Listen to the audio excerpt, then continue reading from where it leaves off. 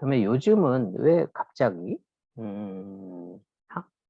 사람 중심이라는 말들이 계속 등장하고 또 그런 용어들이 신경이 쓰일까?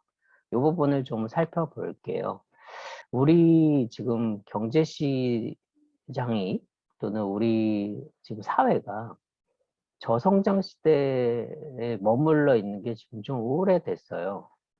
그로 인해서 기업 내부하고 외부의 갈등 요소들이 좀 계속 늘어나고 있습니다. 예전에는 이 정도 했으면 됐는데, 지금은 그 정도 수준으로 무언가를 하면 안 되는, 그러니까 뭐 생산성이든 아니면 업무 효율성이든 이런 부분들이 몇 년 전까지는 뭐 50이라는 수준에서 머물러도 크게 문제가 없었는데, 저성장 시대가 되면서 예전만큼 50이라는 수준을 유지해버리면 퍼포먼스가 안 나오는, 효익이 안 생기는 상황들이 계속 좀 오래되고 있어요. 그게 벌써 20년 정도 계속 지속이 돼 가고 있거든요. 지금 차트에 보시는 것처럼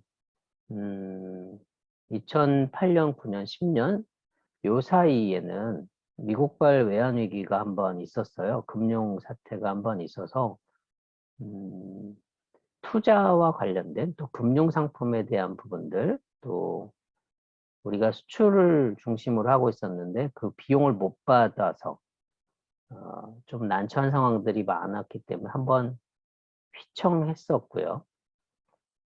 또 박근혜 정부 이후부터는 이제 뭔가 새로운 모티브를 또는 새로운 동기를, 성장 동력을 기반으로 경제를 다시 부흥해 보려고 했었는데 갈등 요소들이 좀 많았었고 지금 현재까지도 좀 많이 힘들어져 있는 상태입니다. 또 마지막 저 차트 안에서 갑자기 툭 떨어져 있는 거는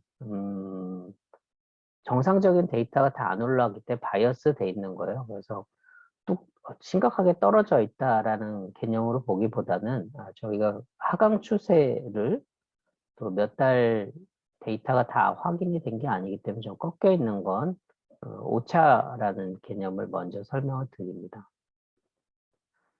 우리만 이렇게 이제 성장 동력이 좀 적은가, 또는 우리만 성장에 대한 요인들이 좀 적은가, 이런 부분들이 늘 고민이 되게 되죠. 그래서 변화를 볼 때는 우리 작은 직접적인 관계의 모습도 봐야 되지만 거시적인 생태계 부분도 봐야 해요. 그래서 성장 동력이 우리가 계속 이렇게 좀 약해지는 게 왜 그럴까? 또 과거에는 산업 성장 평균 성장률이 4%에서 8, 저 처음, 뭐, 나 때는 말이야, 이런 상황은 좀 웃기긴 합니다만, 제가 처음 사회에 들어갔을 때만 하더라도, 10%, 8%이 정도였고, 심각하다, 그런 얘기를 들었었거든요. 근데 벌써 4%대는 벌써 넘어갔고, 지금 2%대, 3% 왔다 갔다 하고 있거든요. 지금 절반의 절반까지 떨어졌는데 이런 구조들이 우리 산업 구조에서 보면 그러니까 인력을 투입을 많이 해서 생산성을 높이는 개념으로 우리가 주로 많이 했었어요. 그러니까 어찌 보면 노동 집중형 산업 구조가 많았는데 이게 이제 자동화가 되고 또 설비가 들어오면서 많이 개선이 됐죠. 또 그렇게 되면서 잉여 인력들은 새롭게 다른 산업 분야에 재배치가 되는 효과들이 있었는데 이게 전체적으로 중국이나 인도나 동아시아 쪽에 있는 기업들이 우리를 벤치마킹하고 쫓아오는 어, 후발 기업, 후발 국가죠. 후발 신흥 국가들이 많아졌어요. 또 한국을 어찌 보면 모델로 막 달려오는 국가들이 많은데 그게 결국은 우리 이제 발목을 좀 잡게 되는 상황 같습니다. 그래서 설비를 아무리 집어넣고 자동화를 하더라도 효율이 이제 그렇게 높아지지 않는 상황들, 또 특정한 산업 분야에서 효율이 오르더라도 그 잉여 인력들이 이제 다른 곳에서 감당이 안 되는 상황들이 좀 지속이 되고 있는 상태입니다. 얘를 월드뱅크라는 글로벌 동양 파악 정보를 확인하고 있는 조직에서 한 20년 정도 또는 50년 정도 계속 트래킹을 하고 있는데 글로벌 전체가 2019년 자료는 이제 막 나오고 있을 텐데 현재는 아직 오픈이 안 돼서 한 3년 전 그나마 거시 데이터는 3년 정도 전 거를 최신 정보라고 해요. 그게 수집이 되는 게 몇 년 걸리니까. 그 데이터를 기반으로 GDP, 국가에서 생산성이 얼마나 좋은지를 봤어요. 지금 그림 안에 보면 전 세계 평균은 초록색으로 되어 있습니다. 전체적으로 4%, 3%대에 왔다 갔다 하고 있거든요. 앞서 얘기한 것처럼 2008년, 9년 이때 이제 글로벌 금융위기가 한 번 와서 전 세계가 한번 휘청했고요. 그다음에 뭐 이제 IMF라고 하는 외환위기가 한 번 더 있었는데 그건 98년, 97년, 99년 요 사이에 한번 쇼크가 왔기 때문에 휘청했는데 그때 한국만 유독 또 일본도 유독 반응을 좀 했죠. 뭐 전 세계 패턴은 미국이 일단 주도한다는 전제에서 보면 뭐 미국에서는 돈 빌려주는 상황이었으니까 더 잘 됐다고 봤을 거고 또 한국이랑 동양 이쪽에 좀 휘청했었던 상황입니다. 이게 20년마다 같은 빈도로 같은 구간으로 지금 계속 반복된다는 게 이제 거시경제학자들의 의견이에요. 좀 특이한 것들은 중국과 인도를 눈여겨 보셔야 합니다. 전 세계 평균 그래프 추이에 대부분의 국가들은 쫓아가고 있는데 중국이 좀 반대로 가고 있고 인도가 약간 다른 경향을 나타내고 있다는 점. 그럼 그들은 어떻게 경제 성장을 유지하고 있을까? 그런 부분들의 관찰이 좀 필요할 거고요. 이걸 이제 로그 값으로 처리하면 조금 극단적으로 상황들을 볼 수 있을 텐데 일본은 지금 한 20년, 30년 사이에 파동을 심하게 타고 있어서 회복이 될까 뭐 이런 고민을 했었는데 또 그런 걱정들을 많이 했었는데 차츰 뭐 정상화까지는 한참 걸리겠지만 그래도 많이 회복이 돼가고 있는 건 그림으로 좀 보실 수 있을 겁니다. 한국도 많이 안정화돼 가고 있죠. 전 세계 패턴에 수렴하고 있고 미국보다도 어찌 보면 좀 안정적인데 중국과 인도가 좀 다르다고 말씀드렸잖아요. 이제 성장률이 저희의 2배 정도 높아요. 왜 이 얘기를 드리냐면 이제 여러분들이 필드 사회에 나오시게 되면 미국을 중심으로 쫓아갈 거냐, 미국 시장을 관심 있게 봐야 될 거냐, 아니면 중국 시장을 관심 있게 봐야 될 거냐, 아니면 또 다른 신흥 시장들을 개발해야 될 거냐, 그럼 어디를 할 거냐, 이런 고민을 할 때, 그 국가의 경제 성장률이 높다는 건, 비용을 쓸 수 있는 여력이 좀 높다라고 만약에 설정하면, 가설을 설정하면, 우리보다는 좀 경제적인 상황이 좋아야 우리 물건을 사겠죠.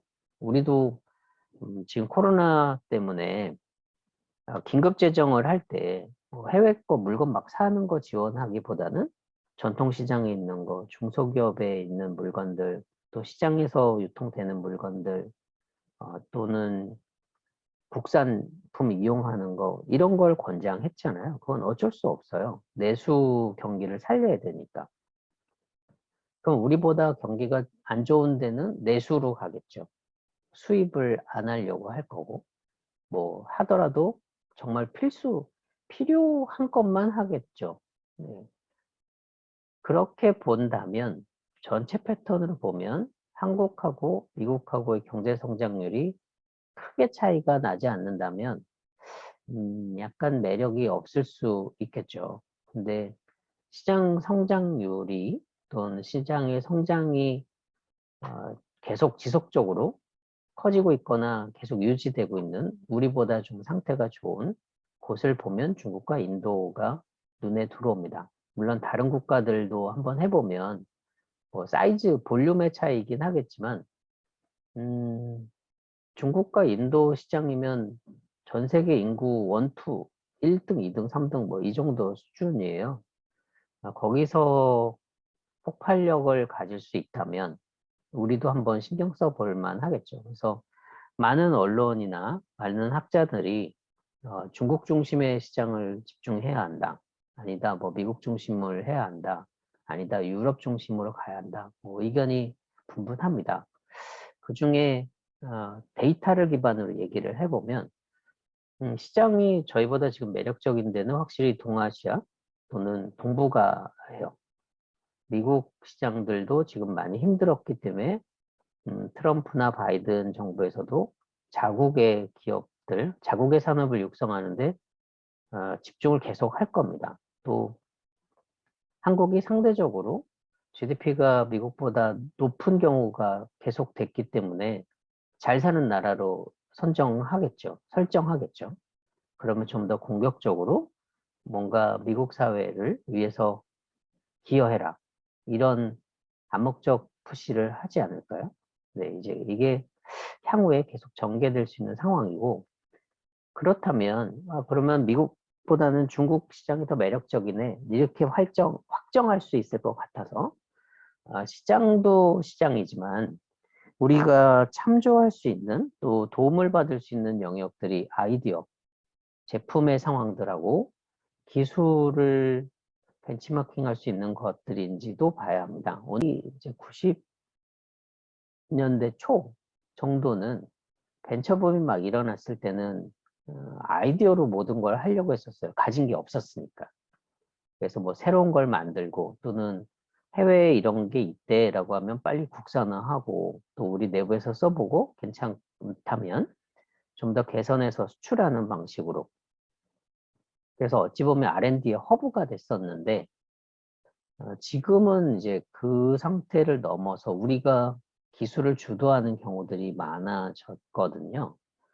그래서 시장도 시장이지만 기술을 참조할 수 있는 게 있을까라는 것들을 보게 되는데 그러면 이제 과학기술이 어떻게 진화되고 있는지 증진되고 있는지도 봐야 되잖아요. 그래서 GDP 안에서는 시장, 생산성이 좋은 거는 중국하고 인도가 일단 설정이 됐고 과학기술이나 연구 논문들을 많이 쓰는 데가 얼마나 되는지 그 그래프를 봤더니 한국이 조금 낮죠. 현재는 비교군이 좀 뭐 말도 안 되는 사이즈이긴 하지만 적은 인력 사람들이 발현하는 또 제출하는 논문 수가 인구 대비 수로는 적을 텐데 그래도 증가 추세 우상향하는 건지를 보면 한국은 계속 꾸준히 뭔가를 개발하고 연구를 하고 있습니다. 인도가 우리보다 조금 많고 일본이 약간 하향 곡선을 겪고 있잖아요. 이렇게 되면 이제 다음 세대에서 뭔가 할 수 있는 아이템들이 적어지는 것들이라서 일본이 계속 이런 좀 내수를 막 집중하고 뭔가 또 새로운 걸 해보겠다고 하는 것들이 경제적 입장도 있지만 연구도 지금 그런 게 안 돼 있다면 향후 10년 후 쉽지 않은 상황을 맞이하지 않을까 그런 생각이 들고요. 미국도 그렇게 많지는 정체돼 있는 거죠. 경기가 안 좋으니까 연구를 못하고 있는 것들도 있고 중국 급증하고 있는 것들이 보일 겁니다. 이게 이제 내부 역량, 내공이라고 볼 수 있을 것 같아요. 조금 더 가보면 특허를 가지고 이제 특허라는 그 개념 자체가 산업에서 써먹기 위해서 권리를 한동안 확보하는 거거든요.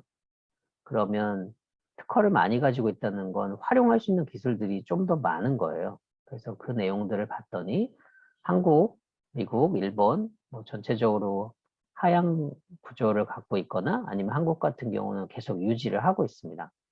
이때는 인도는 거의 이제 특허 활동이 없는 걸 봐서는 소비시장 중심으로 구성이 되어 있는 것 같고 또는 제조 중심으로 뭔가를 계속 위탁해서 만드는 그런 일들을 하는 거고 기술이 개발이 없으니까 하면 인도는 노동 생산성 중심으로 가고 있겠구나 이런 게 추론이 되고 좀 특이한 건 이제 중국이죠.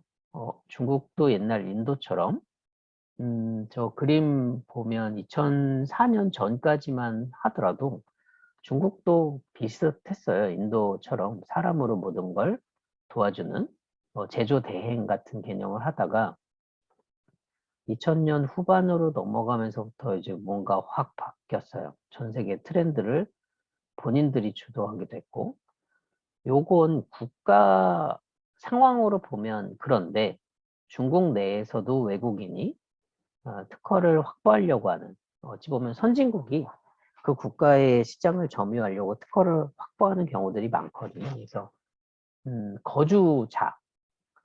거주인 중심으로 한번 이제 우측 거를 살펴보니 국적으로 보니 확실히 국적은 미국인들이 좀 많이 내고 있더라. 그러면 산업적인 기술들은 미국이 주도를 하고 있고 그럼에도 불구하고 중국이 한국보다는 속도를 많이 내고 있죠.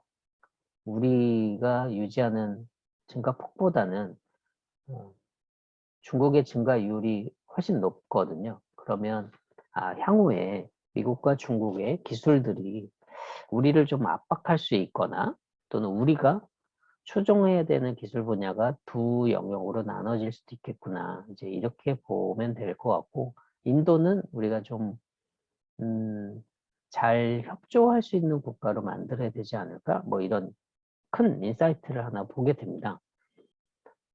요거를 이제 국내 사정으로 한번 좀 보면 우리 경기가 계속 저성장 구조가 되고 있는데 기업들은 그럼 특허를 많이 확보하냐? 생산성을 높이기 위해서 또는 사업을 하기 위해서 약간 우상향은 하고 있지만 그래도 이렇게 증가율이 그렇게 높진 않고 정체 구간이 좀 있다라는 걸 보실 수 있을 거예요.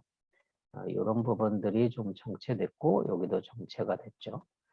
이런 부분, 마디 부분들이 경제가 좀 힘들어지는 물론 나이테처럼 저 부분이 탄탄해지면 좋겠지만 마디마디 과정에 이제 고통이 따르는 걸 보고 또 대비하면 개인들도 뭔가 반대로 하향 추세일 때 개인들은 증가하고 있잖아요.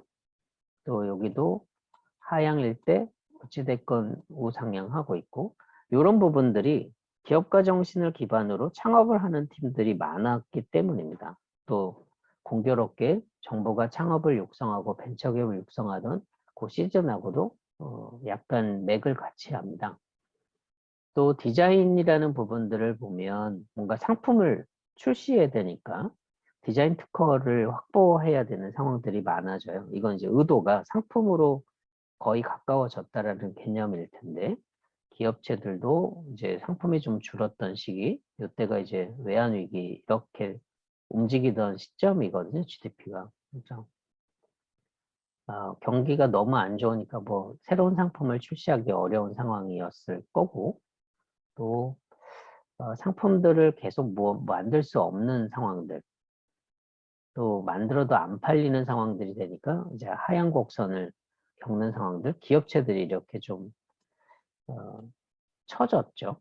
이때까지는 어떻게든 버텼는데 이때는 개인들이 먼저 포기를 했었고 그런데 후반으로 가면서 최근으로 가면서 기업체들이 하향을 갖고 있고 개인들은 평면을 유지하는 정도 여기가 이제 좀 신경 쓰이는 마디가 됩니다. 상표로 보면 이건 이제 상표는 직접적으로 뭔가 서비스를 하고 사업을 하겠다라는 의지 표명일 수도 있어요. 그런 부분들이 앞서 보신 그 마디 부분들이 조금은 굴곡이 있기 때문에 이게 전체적으로 기술도 그렇고 시장도 그렇고 뭔가 마디가 생겼구나. 이걸 그럼 어떻게 극복할까? 그럼 기존의 관리형 방식의 기업가 정신, 음, 선도 아이템들을 보고 우리가 빨리 벤치마킹해서 개선 제품을 만들고 뭐 이런 시대가 그동안의 관리형 경제였다면 지금은 시장들이 너무 빨리 바뀌기 때문에 베껴서 할 수 있는 것들이 좀 적어졌고 어느새 우리가 맨 앞선에 있는 경우가 있어서 우리를 베끼는 주체자들이 많아진 거예요. 뭐 반도체 마찬가지고 배터리, 전기 자동차에 들어가는 배터리 우리나라가 거의 탑에 가까워져 가고 있고 뭐 지금 바이오는 조금 우리가 좀 쫓아가는 구조지만 언젠가는 동양의 식물들 그 유전자에 대한 연구 관리들도 국내에서 많이 하고 계시거든요. 벌써 십몇 년 넘었으니까. 분명히 거기도 우리가 쫓아가는 상황에서 우리가 리딩하는 상황으로 분명히 수준이 바뀔 겁니다. 그런 부분들을 그러면 이제 우리가 새로운 시대가 되었으니까 변화를 주도하는 방식이 바뀌어야 될 것이다 라는 것들이 이제 전문가분들이나 산업을 고민하는 분들이나 정책을 하는 분들이 공감하기 시작했어요. 그래서 우리가 저성장 경제 환경들을 극복하기 위해서는 기술 개발을 통해서 신사업을 만들어가는 거, 새로운 시장을 만들어가는 거, 그게 아까 기술이 중국하고 미국이 상당 부분으로 증가율이 높으니까 거기를 좀 벤치마킹을 해야 될 거고 창업 촉진을 해서 시장 경쟁을 활성화하는 것들은 좀 차별화된 아이템들을 만들어서 우리가 리딩하는 또 우리가 아이템을 구축하면 중견기업이나 대기업들이 그걸 후원하고 본인들이 그걸 직접 하는 네, 이런 구조가 돼야 된다까지는 공론화가 됐어요. 그러다 보니 그 중심의 핵심 코어는 뭘까? 진짜 엑기스가 뭘까? 이런 얘기를 하게 됐는데 기술이나 창업이나 열정이나 이런 것들이 다 사람한테 나온다. 그러면 사람을 어떻게 관리하는 게 좋을까? 이렇게 바로 가던 건 옛날 방식인데 지금은 관리가 아니라 그런 사람들을 어떻게 우리랑 같이 할 수 있게 하고 또 그런 사람들을 어떻게 더 육성하고 더 많이 활동할 수 있게 도울 수 있을까? 여기에 이제 집중이 되기 시작하는 겁니다.